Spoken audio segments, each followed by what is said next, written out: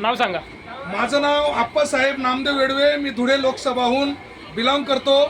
की आज मी स्वतः नंदुरबारहून या उदना तर पालधीच्या या मेमोमध्ये बसलेलो आहे आणि मी वेळोवेळी भारत सरकारला आणि राज्य सरकारला हे पत्र दिलेलं आहे की प्रत्येक रेल्वेमध्ये सीसी कॅमेरे बसले गेले पाहिजे.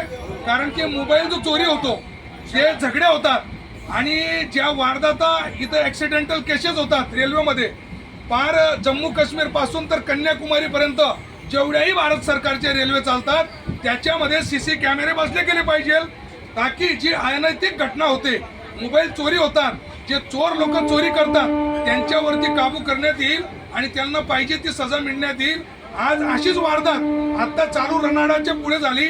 एक मुलगा गाडीमधनं मोबाईलच्या अवस्थेमध्ये, मोबाईल चोरांनी त्याचा मोबाईल चोरी केला आणि तो गाडीतनं पडला आणि आता त्याचं विचारायचं काय झालं. आता रेल्वे डिपार्टमेंटने पण त्याचं दखल घेतलं नाही. आम्ही पोलीस डिपार्टमेंटला पण त्याची इन्फॉर्मेशन दिलेली आहे आणि तो मुलगाचं आता काय झालं ते कुणालाच माहिती नाही.